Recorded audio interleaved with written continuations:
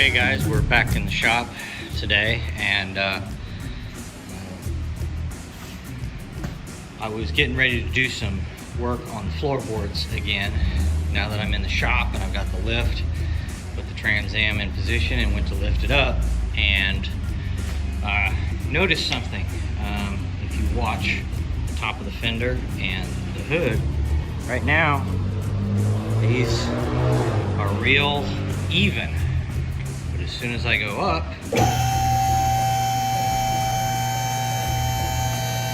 you can see the hood just bows, and that's because this whole front end is coming down.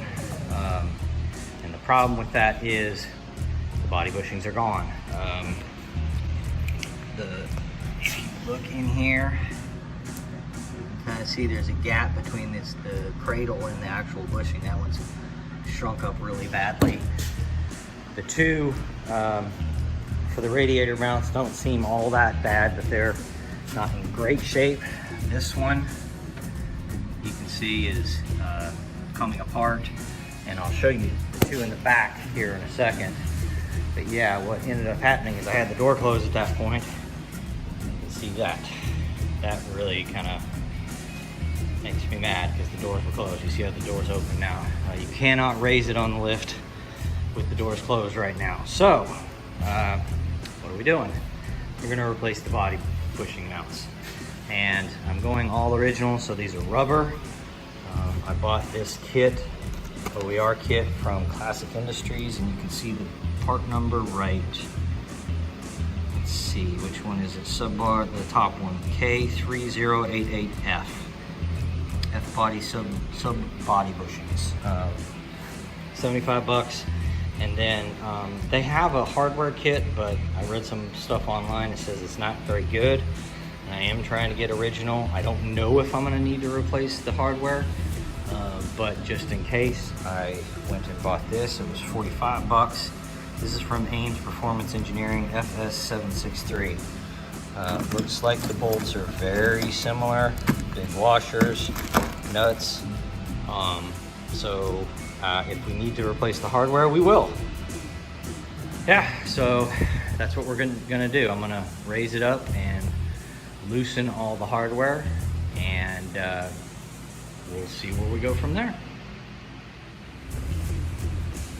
Okay guys, so got everything loose, but here's the issue. That washer does not want to come out once I get things down on the ground. I lift the body up with a jack stand and a block of wood to raise this up and get some gap in here so I can get that piece out. But this won't drop down because this opening is not big enough. The washer doesn't want to come past it. So what I think I'm gonna have to do is I'm gonna take a cutoff wheel and kind of cut an edge off that to make it smaller, and then I'll just have to slide the new one in like that and put the bolt up through it. We'll see if that works. Otherwise, I don't know what I'm gonna do. But what I'm noticing is this. On both sides, this subframe is welded. I'm wondering, I'm gonna take some pictures of this and post it. Has that been repaired? And if that has, it would explain this being squeezed a little bit and not able to let that bolt come out. Now, the other side is the same exact way, where you can see that bolt's not gonna, the washer's not gonna drop out of there. The opening's just not big enough. And then you've got this really crappy weld going good portions of the way up. Now, you know, I don't think they exactly took their time at GM in the 70s. So this may have just been the way it was, but that issue makes me think that something was done to this car. Maybe there was an accident or something. That subframe's either been repaired or replaced. All right, so I'm gonna cut those. I'm gonna notch those big washers and hopefully be able to get them out. We'll bring you back. Okay guys, so got the rear body bushing and the intermediate body bushing out. That's the intermediate. This is the rear one. And you know, I said it was going original, so this one has some three little divots on it. You can see them right there. You see the replacement ones have the same divots. This one's of course all swollen and bad shape and falling apart. I'd say the quality of them, these replacement ones seems to be pretty good. It's interesting, the washer is built into the rubber, it's molded, so it's kind of all one piece. There's that. At first I thought I had a bad kit because I got these small bolts and I thought these were for either the intermediate or the rear. These are for the intermediate bushings. They got the little correct tip on them. These are for the rears. They don't really have the correct tip, but you can't see them, which is fine. But they match up to the height and the diameters of each of the ones they're replacing. So pretty happy with the kit. And of course you get washers to put back in there as well on the bottom side. And then these are for those for the radiator mounts. So yeah, we got them all. We got two of the three out. The third one, the radiator mount over here is threads are giving me, it's being a bear. It's not wanting to come loose. So I've got some PV blaster on it soaking. Yeah, so yep, so that's where we are. We'll bring you back.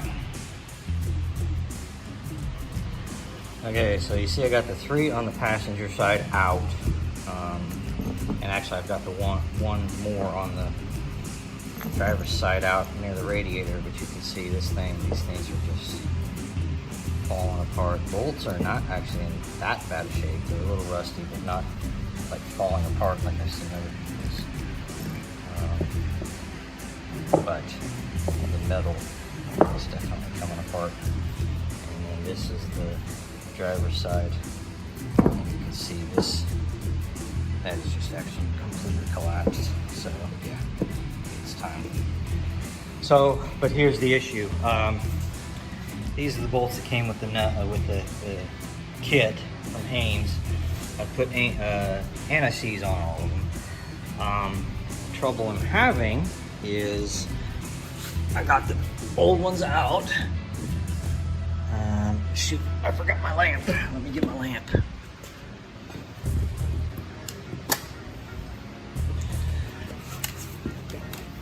So I had to bring the floor jack in right under here and kind of push up to create the gap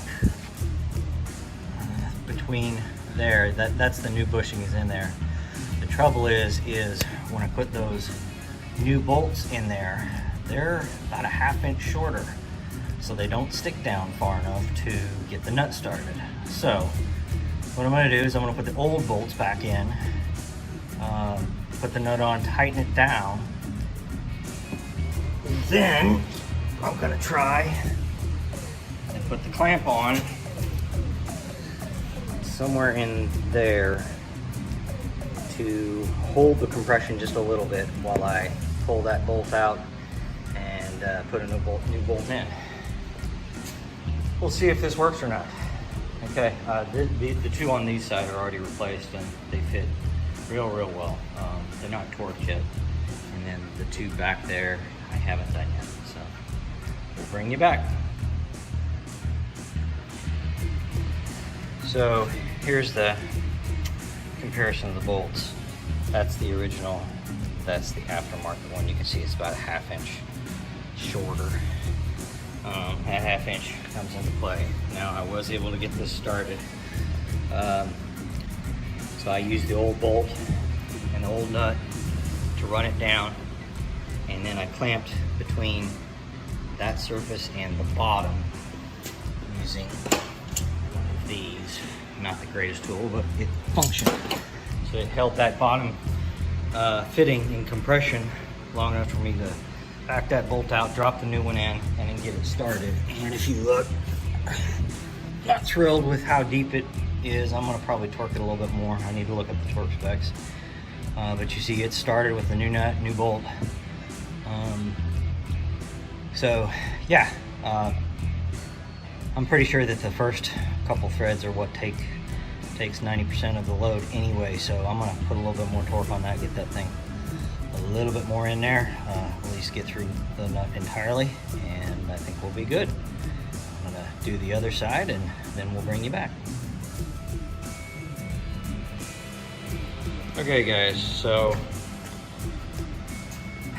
I didn't intend this video to be part 1 and part 2. I had figured I was going to be able to knock this out in one day. However, the car is fighting me. Back 2 bushings are in and torqued, back on the driver's side and on the passenger side. But you see, I got all kinds of paint chips, and that gap's just not cooperating. Front 2 are loose right now. I've got the bolts in there, but I don't have the nuts, because as soon as I start tightening those things down, that gap closes up even more, and like I can't even open the doors. So I'm trying to solicit advice. What do you guys think? My first thought is to take, so these old bushings, there's washers embedded in these rubber bushings. I'm gonna go clean all the rubber off, sandblast all this stuff, and clean it up, and then probably parkerize it to make it the black again.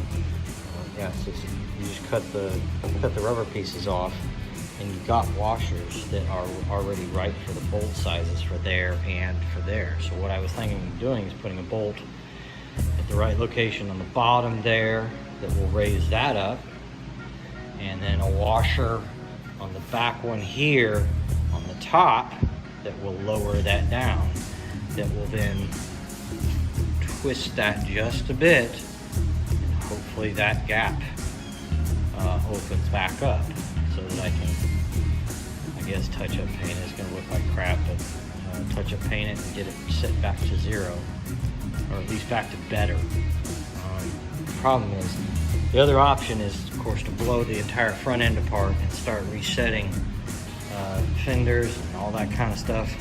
The problem is see, the hood's closed. All this is in real good shape. Gaps are really good. There's nothing really significantly wrong.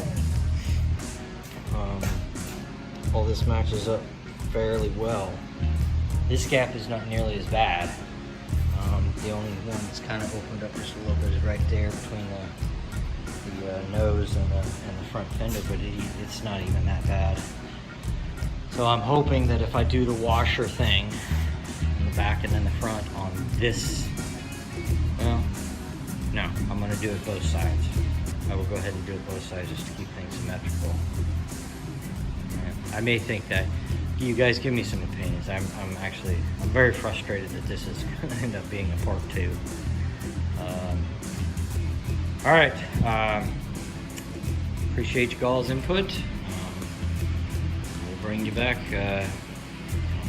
when we got some more.